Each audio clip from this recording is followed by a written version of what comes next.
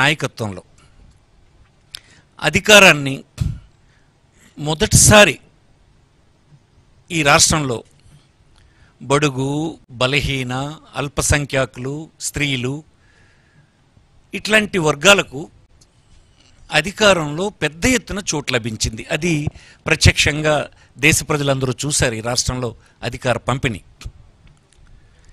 నేడు మరొక అడుగు ముందుకు వేసి ఈనాడు ఇచ్చినటువంటి వారు నిర్ణయం తీసుకున్నటువంటి సీట్లు చూస్తే మరింత మందిని ఈ బడుగు, బలహీన వర్గాలు, మైనారిటీస్ వర్గాల వారిని శాసనసభకు, పార్లమెంటుకు ఎంపిక చేయడం జరిగింది.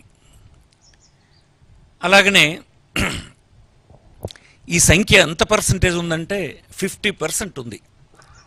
ఎస్సీ, ఎస్టీ, బీసీ, మైనారిటీ ఇట్లాంటి వర్గాలన్నీ కలిపి 50%.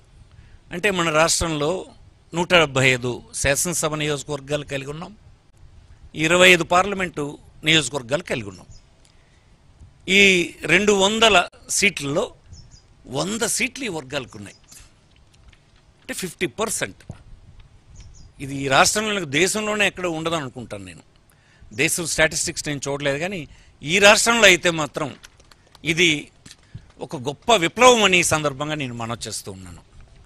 ఇలాంటి సందర్భంలో అలాంటి పేర్లు చదవడానికి ఒక బలహీన వర్గాలకు చెందినటువంటి వ్యక్తిగా నన్ను విడుదల చేయమని పార్టీ అధ్యక్షులు గౌరవనీయులు జగన్మోహన్ రెడ్డి గారు గతసారి ఎన్నికల్లో నన్నే పిలిచారు, ఇప్పుడు కూడా నన్ను పిలిచారు. ఇది గర్వంగా ఉంది. ఇది నా జీవితంలో నేను ఊహించినటువంటి ఒక మార్పని, సామాజిక మార్పని. సామాజిక మార్పని మాటలు చెప్తే అయ్యేదా? రాజ్యాధికారం ఇవ్వాలి. రాజ్యాధికారం ఇవ్వడం ద్వారా ఆర్థికమైనటువంటి, సామాజికమైన దాని ద్వారా సామాజిక న్యాయం కూడా వస్తుంది. అది చేసి రుజువు చేసినటువంటి వ్యక్తి ఈ రాష్ట్ర ముఖ్యమంత్రి గౌరవనీయులు జగన్మోహన్ రెడ్డి గారని, వైఎస్ఆర్ పార్టీ అని ఈ సందర్భంగా మరొకసారి గర్వంగా చెప్తూ ఉన్నాను. ఈనాడు ఈ ఒక్కసారి ఇది మీరు చూస్తే, ఇస్తున్నటువంటి సీట్లు చూస్తే 50% సీట్స్ ఎమ్మెల్యేస్లోనూ, ఎంపీస్లోనూ కలిపితే 100 సీట్స్ ఈ బీసీ వర్గాలకు, మైనారిటీ, ఎస్సీ, ఎస్టీ వర్గాలకు ఇవ్వడం జరిగింది.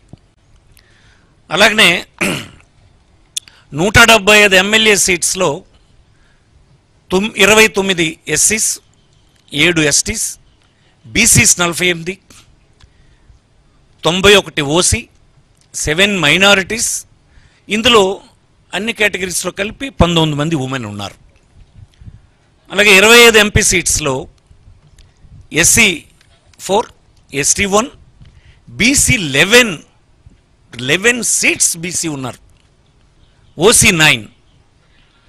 టోటల్ కేటగిరీ, అన్ని కేటగిరీస్లో కలిసి 5 ఉమెన్.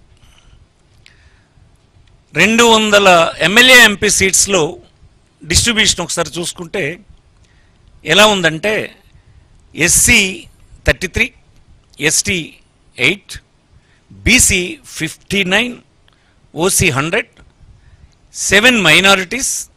అన్ని కేటగిరీస్లో 24 ఉమెన్ క్యాండిడేట్స్ ఈసారి ముఖ్యమంత్రి గారు ఎంపిక చేశారు. ఇది సిగ్నిఫికెంట్ ఇంక్రీజ్. ఇది నేను ఇప్పుడే చెప్పాను, దానికి మాటలు లేవు. ఎప్పుడు అసలు రాష్ట్రంలో ఎప్పుడు ఎన్నడూ స్వాతంత్రం వచ్చిన తర్వాత లేదు.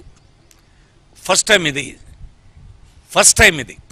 ఇంకే రాజకీయ పార్టీ ఈ రాష్ట్రంలో చేయలేదు.